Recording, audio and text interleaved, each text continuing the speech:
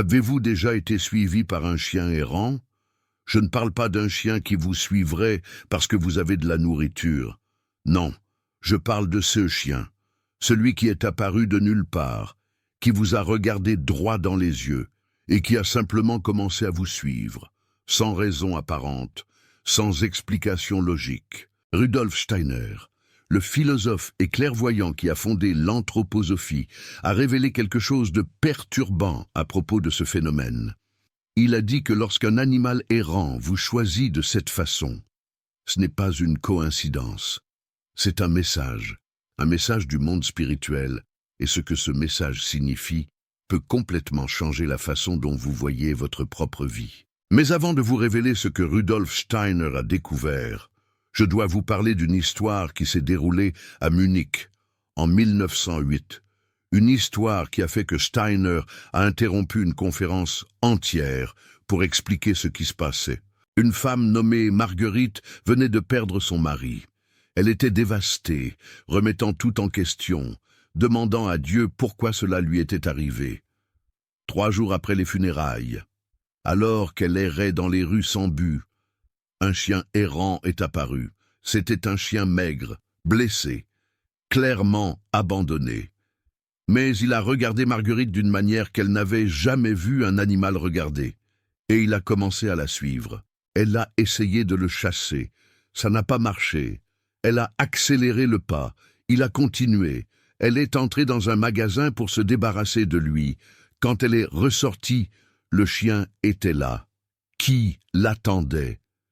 C'est alors que quelque chose d'étrange s'est produit. Marguerite a dit qu'elle avait senti une vague de paix envahir son corps, une paix qu'elle n'avait pas ressentie depuis avant la mort de son mari. Et à ce moment-là, elle a entendu clairement, dans son esprit, « Il va bien, il est vivant ailleurs ». Quand Rudolf Steiner a entendu cette histoire, il a expliqué quelque chose qui va à l'encontre de tout ce que la science matérialiste enseigne. Il a dit que ce chien n'était pas seulement un chien, c'était un messager. Vous devez comprendre comment fonctionne le monde spirituel pour comprendre ce qui est arrivé à Marguerite. Rudolf Steiner a passé des décennies à enquêter sur les dimensions invisibles qui entourent notre réalité. Il n'était pas un mystique vague parlant en symboles. Il décrivait ce qu'il voyait avec une précision scientifique. Et ce qu'il a découvert sur les animaux va vous choquer. Les animaux, selon Rudolf Steiner, ne possèdent pas un moi individuel comme nous, les humains. Alors que chaque être humain a une âme individuelle, un moi unique qui s'incarne et se réincarne. Les animaux partagent ce qu'il appelait une âme collective. Tous les chiens du monde, par exemple, sont connectés à une seule conscience supérieure, une conscience qui existe dans le monde spirituel et qui guide tous les chiens simultanément. Cela signifie que quand un chien vous regarde, ce n'est pas seulement cet animal individuel qui vous observe, c'est l'âme collective entière des chiens qui regardent à travers ses yeux, et cette âme collective peut voir des choses que vous ne pouvez pas voir. Elle peut sentir votre énergie, votre karma, vos blessures émotionnelles, vos blocages spirituels, et plus importante encore, elle peut voir qui essaie de communiquer avec vous de l'autre côté. Revenons à l'histoire de Marguerite. Rudolf Steiner a expliqué que le mari de Marguerite, fraîchement décédé, essayait désespérément d'envoyer un message. Mais Marguerite était tellement consumée par la douleur qu'elle ne pouvait percevoir aucun signe. Les morts essaient de communiquer avec nous constamment. Rudolf Steiner a été très clair à ce sujet. Ils envoient des signes, des impressions, des intuitions. Mais la plupart des gens sont sourds à ces messages.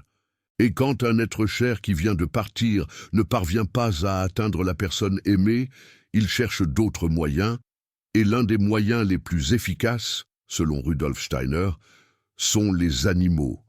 L'âme collective des chiens, par sa nature spirituelle élevée, peut servir d'intermédiaire. Le mari de Marguerite a réussi, d'une manière ou d'une autre, à influencer cette âme collective. Et l'âme collective a dirigé ce chien spécifique pour trouver Marguerite. Le chien a été littéralement envoyé, mais voici la partie que la plupart des gens ne comprennent pas. Ce n'était pas seulement un message de confort. Il y avait quelque chose de plus profond qui se passait. Rudolf Steiner a révélé que lorsqu'un chien errant vous suit de cette façon, il existe presque toujours une connexion karmique. Ce n'est pas aléatoire, ce n'est pas par hasard. Le karma, dans l'anthroposophie, n'est pas une punition, c'est un équilibre, c'est un apprentissage. C'est la toile invisible qui relie toutes les âmes à travers le temps. Et les animaux, spécialement les chiens, portent en eux les marques de ces connexions karmiques. Laissez-moi vous expliquer cela plus clairement.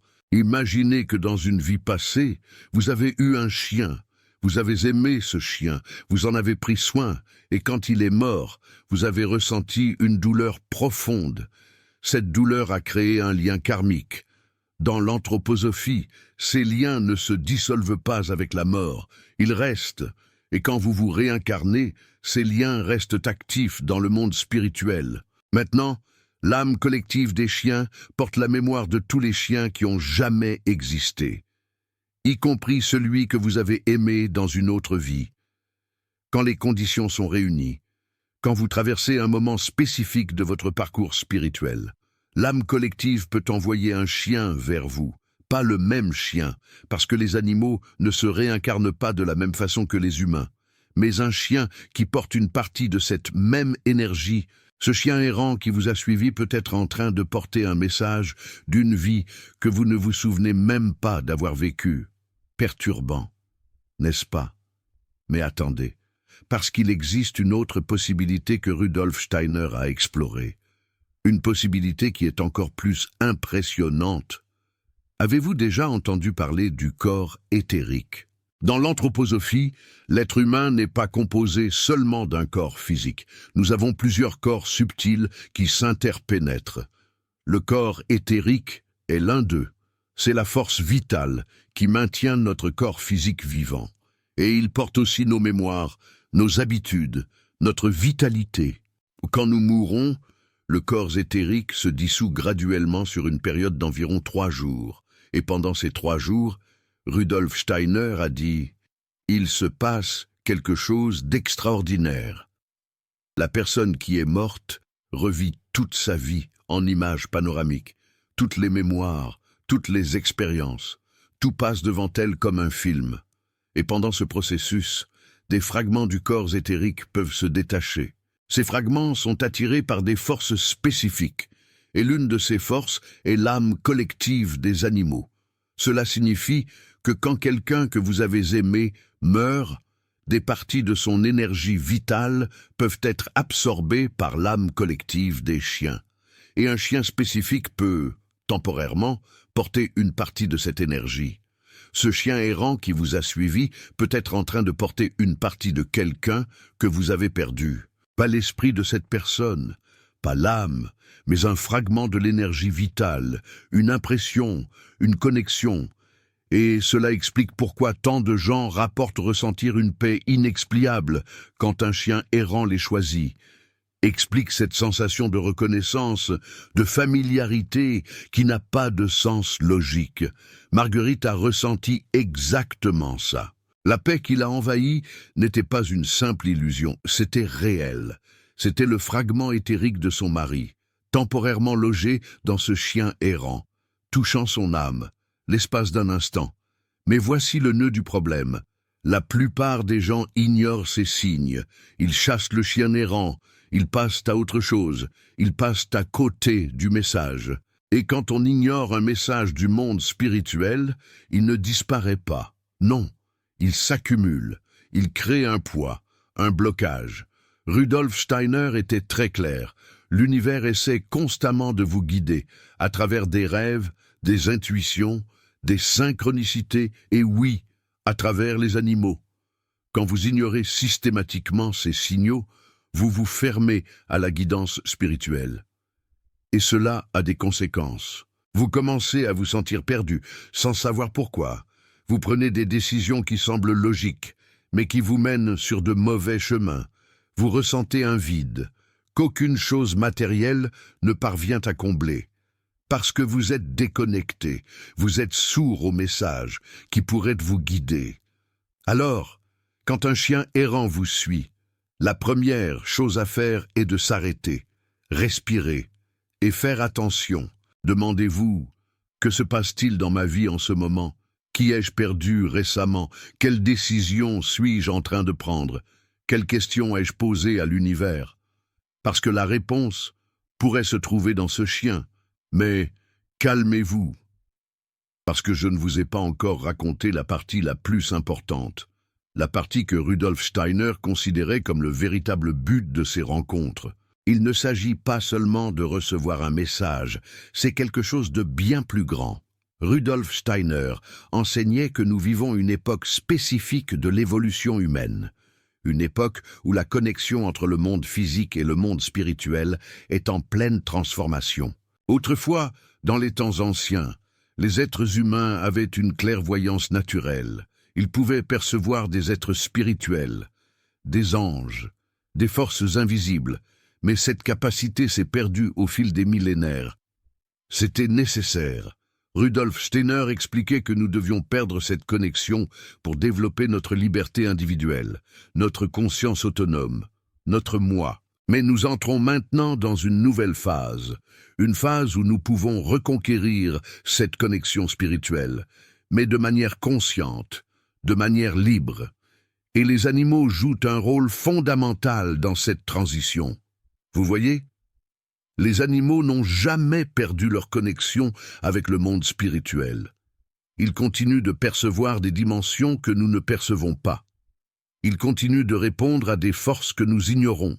Et quand un animal vous choisit, surtout un chien errant qui n'a aucune raison matérielle de vous suivre, il vous offre quelque chose de précieux. Il vous offre un pont entre le monde matériel et le monde spirituel. Un pont qui peut vous aider à réveiller des capacités qui sont endormies en vous. Rudolf Steiner disait que ces rencontres ne sont pas aléatoires. Elles se produisent à des moments spécifiques de notre parcours spirituel. Des moments où nous sommes prêts à faire un pas en avant. Des moments où nous avons besoin d'un coup de pouce. Le chien errant qui vous a suivi ne faisait pas que délivrer un message. Il vous invitait à quelque chose de plus grand. Il vous invitait à vous réveiller. Mais comment? Comment pouvez-vous accepter cette invitation? Comment pouvez-vous utiliser cette rencontre pour vraiment avancer dans votre évolution spirituelle? Rudolf Steiner a laissé des instructions spécifiques. Et je vais les partager avec vous maintenant. Mais avant, je dois vous mettre en garde contre quelque chose. Il existe une erreur que beaucoup de gens commettent quand ils commencent à comprendre ces vérités spirituelles. Une erreur qui peut bloquer complètement leur progrès. L'erreur est la suivante. Romantiser la rencontre, sans agir.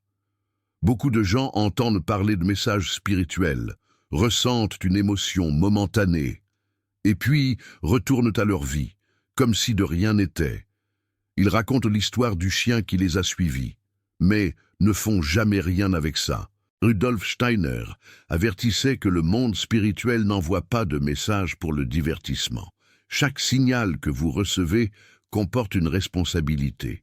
Chaque rencontre de ce type est un appel à l'action. Si vous ignorez l'appel, il ne va pas simplement se répéter. L'univers spirituel opère avec une économie parfaite. Il vous offre une opportunité. Si vous ne la saisissez pas, elle passe. Alors, que devriez-vous faire quand un chien errant vous suit? Rudolf Steiner enseignait une méthode en 3 étapes. Et cette méthode peut être appliquée non seulement aux rencontres avec des animaux, mais à tout signal spirituel que vous recevez. La première étape est l'observation consciente. Au moment où la rencontre se produit, vous devez devenir pleinement présent, non seulement physiquement, mais mentalement et émotionnellement. Arrêtez ce que vous faites. Éloignez les pensées dispersées et observez. Observez l'animal avec une attention totale. Comment se comporte-t-il? Quelle est l'expression dans ses yeux? Que ressentez-vous dans votre corps quand il vous regarde? Rudolf Steiner disait que la véritable observation est un acte sacré. Quand vous observez quelque chose avec une présence totale, vous créez une connexion entre votre conscience et l'objet observé. Et à travers cette connexion, des informations peuvent fluer. N'essayez pas d'interpréter tout de suite. Observez simplement. Gravez dans votre mémoire chaque détail, la couleur de son pelage, sa façon de marcher, les sons qu'il émet, tout. La deuxième étape est la contemplation nocturne. C'est une technique centrale de l'anthroposophie que très peu de gens connaissent. Rudolf Steiner enseignait que le moment avant de dormir est sacré pour le travail spirituel. Quand vous êtes sur le point de vous endormir, votre conscience passe par une transition. Elle quitte le monde physique et entre dans le monde spirituel. Et pendant cette transition, vous pouvez envoyer des questions vers l'autre côté. Alors, la nuit après la rencontre avec le chien, faites ce qui suit. Allongez-vous et détendez-vous, complètement. Ramenez l'image du chien dans votre esprit. Voyez-le avec la plus grande clarté possible. Ressentez à nouveau ce que vous avez ressenti quand il vous a regardé. Et alors, formulez une question silencieuse.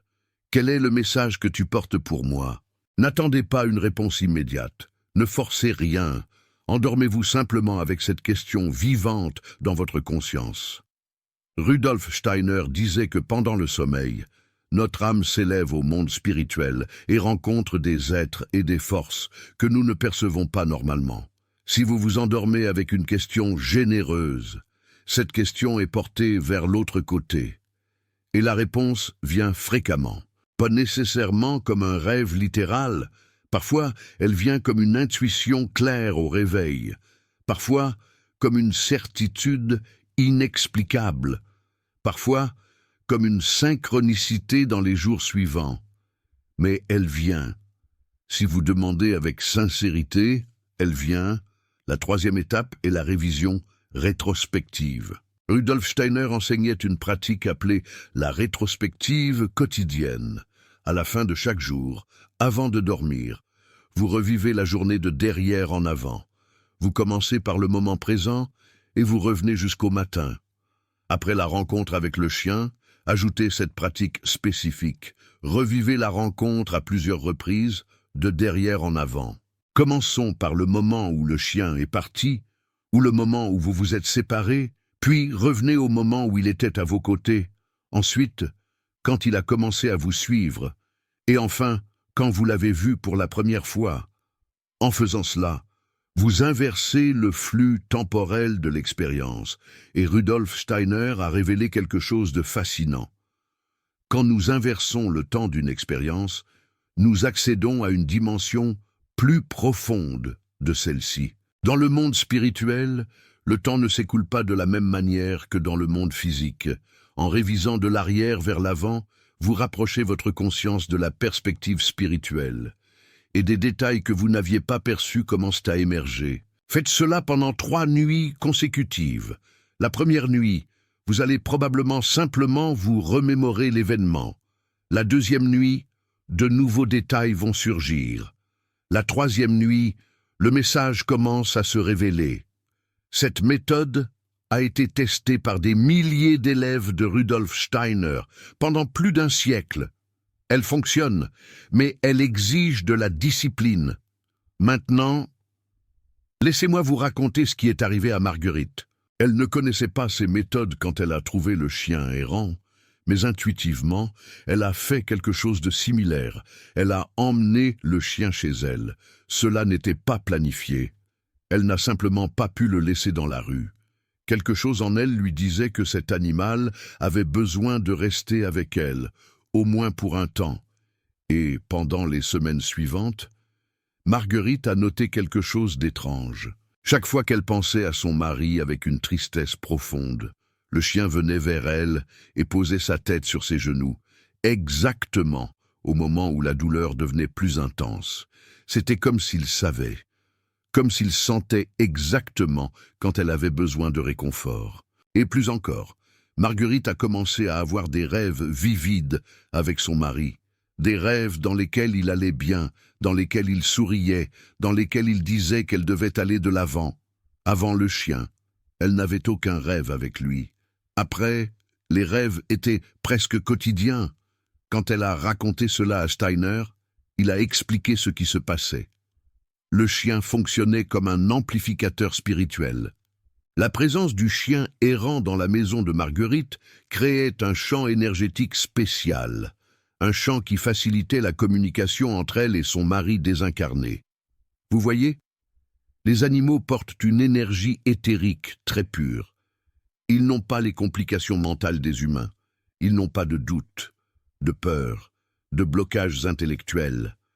Leur énergie coule propre et claire.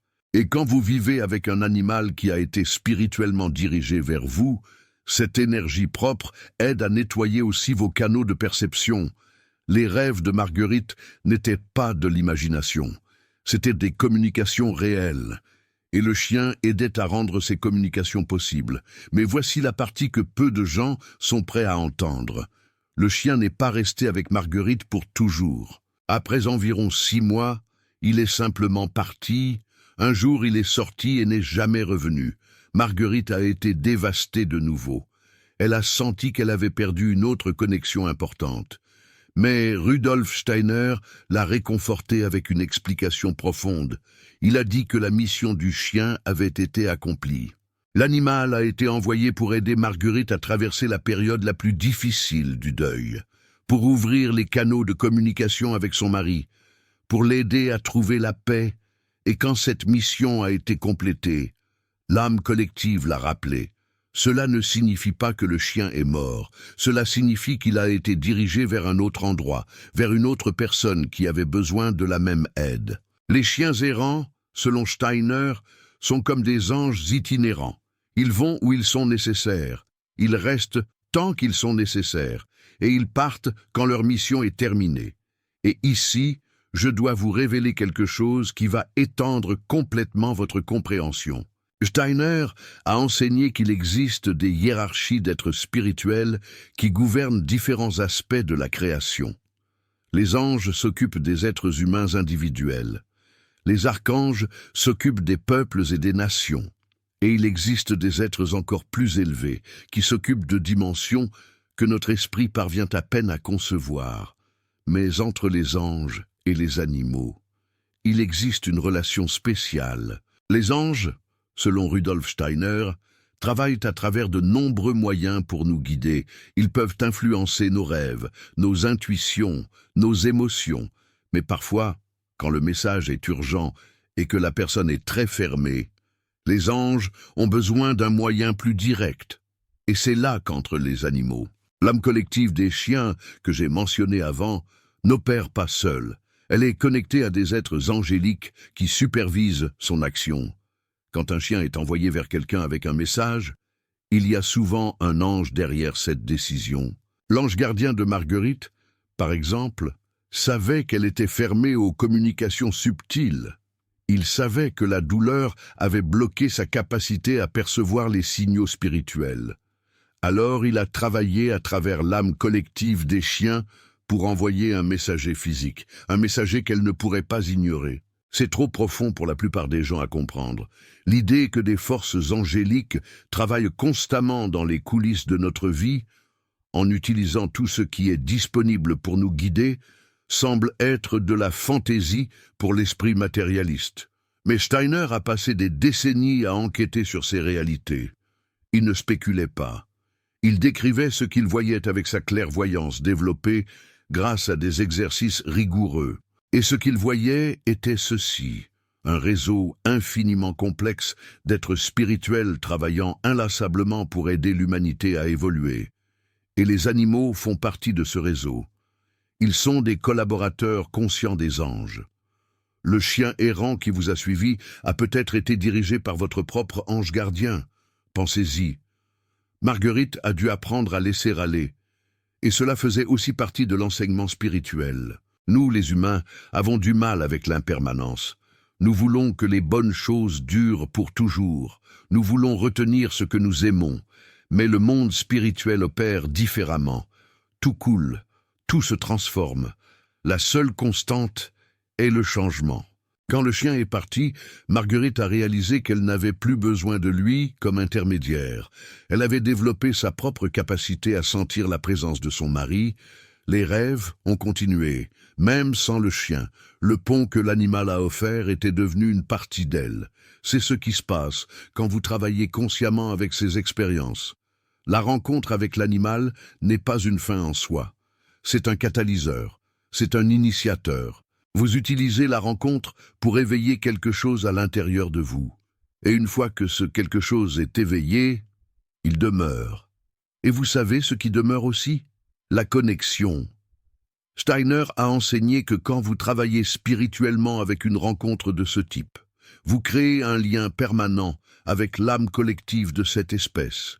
Cela signifie que tous les chiens, d'une certaine manière, finissent par vous reconnaître. Les personnes qui développent cette connexion rapportent que des chiens inconnus s'approchent d'elles avec une fréquence inhabituelle. Comme s'ils savaient, comme si l'âme collective avait enregistré cette personne. Comme quelqu'un qui écoute, qui comprend, qui est ouverte. Et cette connexion fonctionne dans les deux sens. Vous développez une sensibilité accrue pour capter les messages que les animaux apportent. Vous commencez à percevoir des nuances dans leur comportement qui vous échappaient auparavant.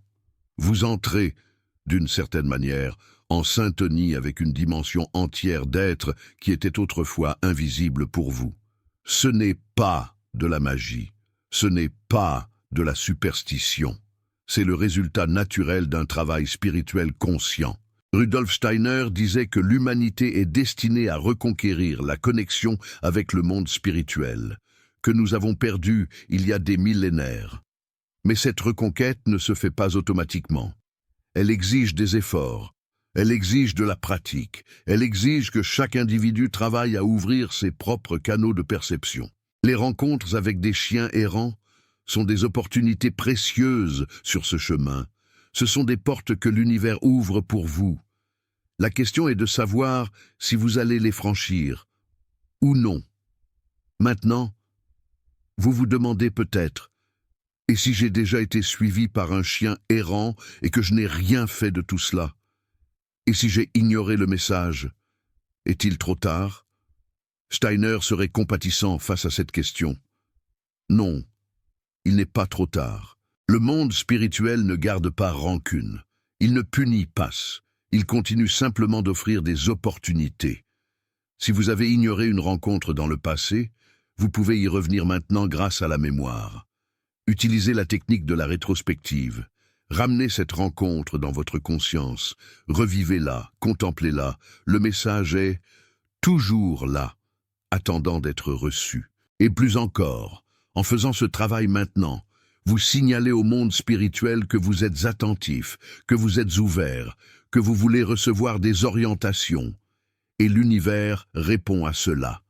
De nouvelles rencontres viendront, de nouveaux messages seront envoyés, de nouveaux animaux pourront croiser votre chemin parce que vous avez montré que vous étiez prêt. Vous venez de découvrir des vérités que Steiner a révélées il y a plus d'un siècle et qui restent pratiquement inconnues. Des vérités sur l'âme collective des animaux, sur les messages karmiques, sur la façon dont les morts communiquent à travers les chiens. Ce savoir a été censuré, oublié, ridiculisé par la science matérialiste. Peu de chaînes ont le courage de parler de cela. Peu sont disposés à plonger dans les profondeurs de l'anthroposophie pour apporter ces révélations à la lumière. Chaque vidéo comme celle-ci exige une recherche extensive dans les archives de Steiner, la traduction de textes en allemand, l'étude de conférences qui n'ont jamais été publiées en français. Le Super Thanks juste en dessous n'est pas seulement un bouton, c'est une façon pour vous de dire « ce savoir importe ». Cette vérité doit continuer à être révélée. Lorsque vous cliquez sur ce cœur doré, vous ne soutenez pas seulement une chaîne. Vous devenez un gardien de l'héritage spirituel de Rudolf Steiner. Vous garantissez que ces vérités ne se perdront plus jamais. Mais continuons, parce que j'ai encore plus à vous révéler. Il existe une dimension de ces rencontres que je n'ai pas encore abordée, une dimension qui a à voir avec vous spécifiquement. Steiner enseignait que chaque être humain porte une mission spirituelle unique. Avant de naître, dans le monde spirituel, nous choisissons les expériences que nous devons vivre pour évoluer. Nous choisissons notre famille, notre pays, nos épreuves, et nous choisissons aussi nos rencontres significatives. Si un chien errant vous a suivi à un moment donné de votre vie, ce n'était pas un accident cosmique, c'était écrit dans votre plan prénatal. Vous et ce chien aviez une rencontre marquée dans le monde spirituel avant de naître tous les deux. Pensez à la magnitude de cela.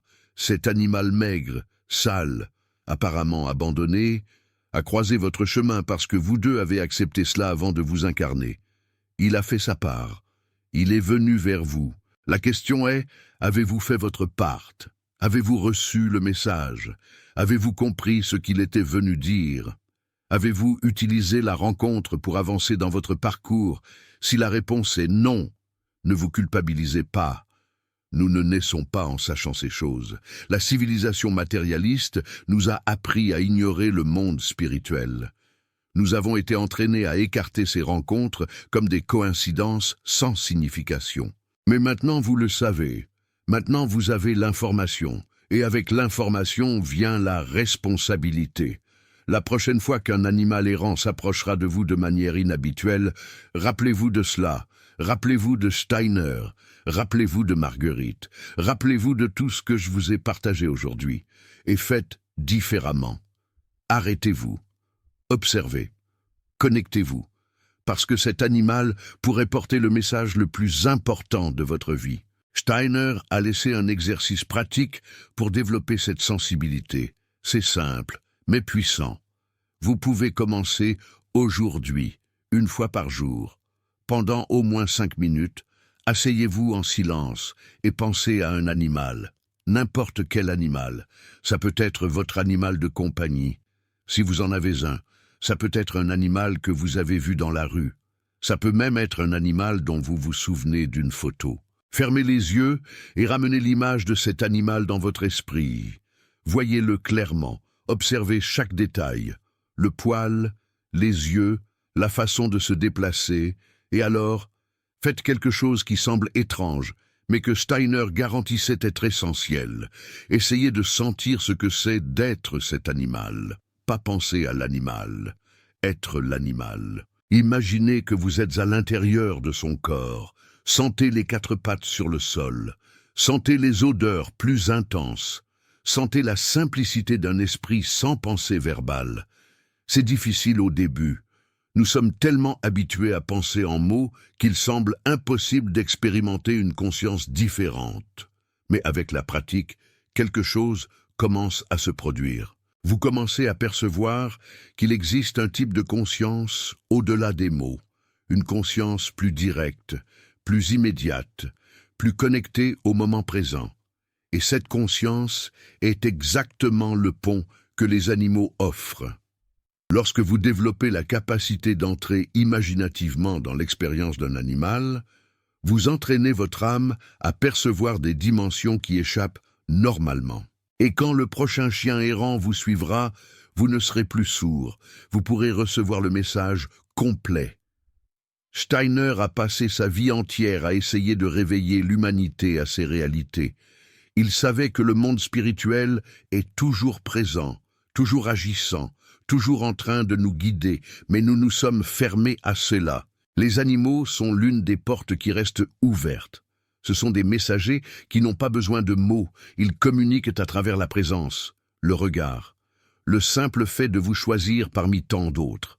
Quand un chien errant vous suit, l'univers entier est en train de parler avec vous. L'âme collective, les forces karmiques, peut-être même quelqu'un que vous avez aimé et qui est parti. La seule question est, êtes-vous en train d'écouter? Rudolf Steiner a dédié sa vie à révéler ces vérités. Il savait que beaucoup ne croiraient pas.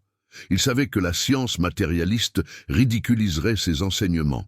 Mais Rudolf Steiner savait également que les âmes prêtes reconnaîtraient la vérité lorsqu'elles l'entendraient. Si vous êtes arrivé jusqu'ici, c'est que vous faites partie de ces âmes. Alors, dites-moi, vous est-ce déjà arrivé qu'un chien errant vous suive sans raison apparente? Racontez-moi en commentaire ce qui s'est passé, et surtout, ce qui a changé dans votre vie après cette rencontre. Steiner disait qu'il n'existe pas de coïncidence. Chaque rencontre de ce type porte un message. Je suis impatient de lire votre histoire.